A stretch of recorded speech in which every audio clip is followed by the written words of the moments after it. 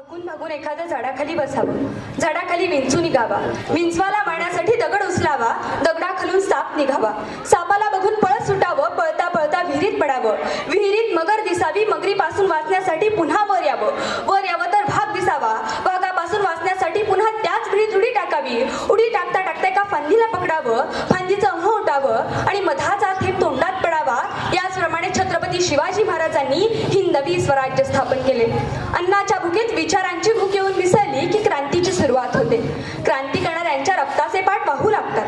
क्रांती करणाऱ्यांच्या संसाराची राख रांगोळी होते. पण ज्यांचा क्रांती सहभाग नसतो अशा पुढच्या अनेक पिढ्या मात्र आनंदाने जगत असतात. सन्माननीय व्यासपीठावरील उपस्थित सर्वांना मी प्रथम अभिवादन करते. मी कुमारी विश्वेश्वरी उमेश कुलकर्णी, पंढरपूरची विद्यार्थिनी, आपणासमोर विषय मांडते. कर्तव्य दक्ष नीतिमत्त श्रेष्ठ राजा छत्रपती शिवाजी महाराज.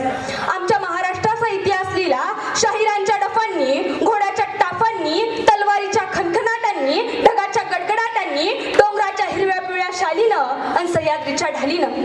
जगण्याचं भान आणि जगण्याची जाणीव विसरून जात असलेली पिढी जिथं उभा राहते तिथं चांगल्या आचारांची, चांगल्या विचारांची आणि चांगल्या संस्कारांची पिढी तुम्ही निर्माण करत आहात, हीच खरी आनंदाची गोष्ट आहे. इतिहासाचा आंधळा अभिमान हा एक शाप आहे, तर इतिहासाचे घोर ज्ञान हा एक अपराध आहे. इतिहासाचे यथार्थ ज्ञान ही एक वैचारिक आवश्यकता आहे. या भूमिकेतून शिवछत्रपतींच्या चरित्र चिंतनासाठी मी उद्युक्त झाले आहे.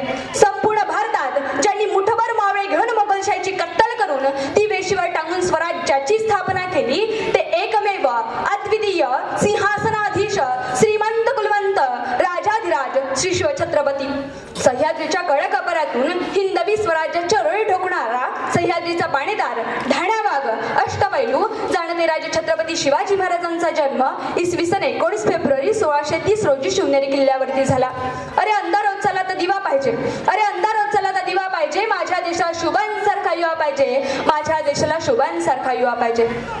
समर्थ रामदासांनी असे सांगितले आहे की धर्मासाठी बलिदान होईल, मरा आणि स्वराज्य प्राप्त करा. हे वचन त्यांनी अनेक भक्तांना ऐकवले, पण ज्यांनी ते पूर्ण रूपात साकार केले ते थोर व्यक्ती म्हणजे छत्रपती शिवराय. त्यांच्या मातेचं नाव जिजाई, पित्याचं नाव शहाजी भोसले. दिल्लीपतीच्या नरडीचा खोट घेणारे राजे आम्हाला सिंहरूपात दिसतात. महाराज अजून वयाने कितीतरी लहान होते, पण त्यांच्या मनाची भरारी मोठी होती. ते आपल्या मुलांना सतत म्हणायचे, सुलतानाच्या वतनदारीवर आपण संतुष्ट राहावे का, दुसऱ्याच्या उंचीनेच पाणी प्यावे का. परकीय राजवटीत विनाकारण युद्ध होऊन आपली माणसे नाहक मरतात, कुटुंबाच्या कुटुंबी उद्ध्वस्त होतात, तरी आपल्या पत्री काय गुलामगिरी. असे सांगितल्याने त्या मावळ्यांचा चेहरा शिवरायांसारखा रागाने लालभडक व्हायचा. ते मावळे म्हणत, बोला राजा बोला, तुम्ही जे बोलाल ते करण्यासाठी आम्ही एका पायावर तयार आहोत. हिंदवी स्वराज्यासाठी आम्ही आमचे प्राण देऊ. हिंदवी स्वराज्य उभारताना शत्रू बलाढ्य होते, पण शिवरायांनी हिंमत सोडली नाही. काळ कठीण होता, पण त्यांनी स्वाभिमान सोडला नाही. बादशाहच्या बाजूने लाखो लोक होते, पण शिवरायांनी न्यायाची बाजू सोडली नाही. अरे शब्दामध्ये गोडवा आमच्या रक्तामध्ये इमानदारी, शब्दामध्ये गोडवा आमच्या रक्तामध्ये इमानदारी. अरे बघत नसतो आम्ही किती कोणाची इच्छा गिरदारी. महाराजांच्या आदर्श राजकारणाबद्दल मी तुम्हाला 2 उदाहरणं सांगते. उदाहरण पहिलं, महाराज नेहमी आपल्या मायांना म्हणायचे, रयतेच्या भाजीच्या देठालाही हात लावता कामा नये, म्हणजेच जनतेचा एक पैसा देखील नुकसान होता कामा नये, असे प्रजादक्ष राजे होते. उदाहरण दुसरे, ते म्हणजे एकदा कल्याणाच्या सुभेदाराची सून सैनिकांनी एक नजराणा म्हणून महाराजांसमोर उभी केली. तिला पाहून छत्रपती उद्गारले, अशी चमूची आई असती सुंदर रूपवती, आम्हीही सुंदर झालो असतो बदले छत्रपती.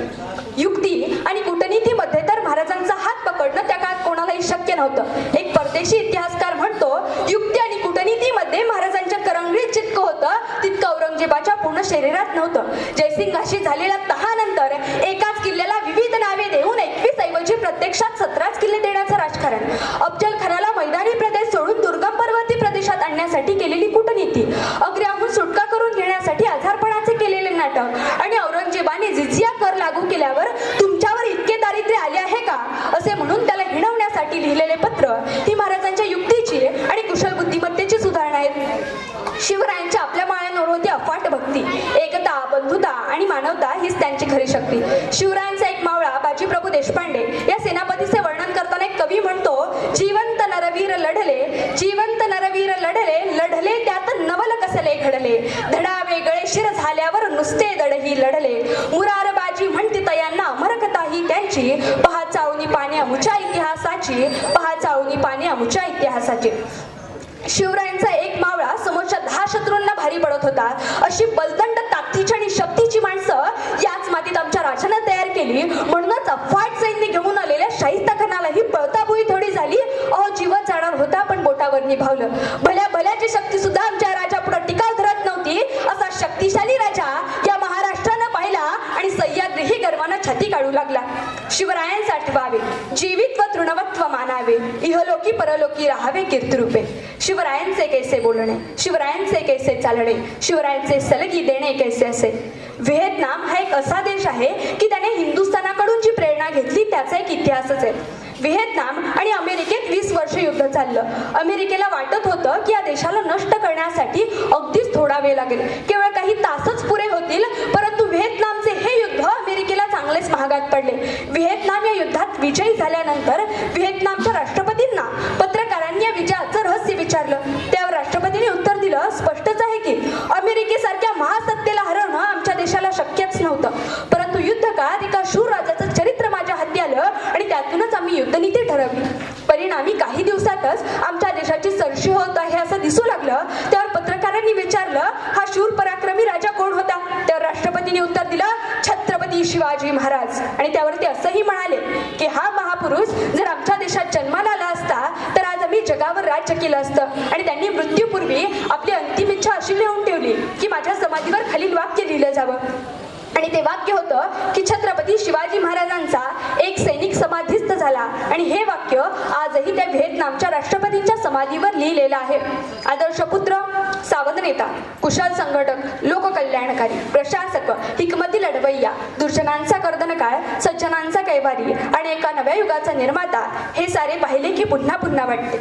शिवरायांचे आठवावे रूप, शिवरायांचा आठवावा प्रताप, अवघे भूमंडळी. शिवछत्रपतींचे चरित्र हा अनेकांच्याच अभिमानाचे विषय आहे. देशभक्त, समाजसेवक, संशोधक आणि जनसामान्य या सर्वांनाच या चरित्र चिंतनाबद्दल जिव्हाळा आहे. 325 वर्षापूर्वी शिवछत्रपतींनी देहत्याग केला, पण त्यांचा कीर्तिरूपी देह महाराष्ट्राच्या सांस्कृतिक गाभाऱ्यात अजूनही आपल्या तेजाने तळपतो आणि सुगंधाने दरवळत आहे. आपण माझ्या शब्दरूपी सुमनांची उंच स्वीकारली त्याबद्दल आपल्या सर्वांना मी पुन्हा एकदा धन्यवाद देते. माझ्या भाषणाला इथेच पूर्णविराम देते आणि या व्यासपीठाची रजा घेते. जय जिजाऊ, जय शिवराय, जय हिंद, जय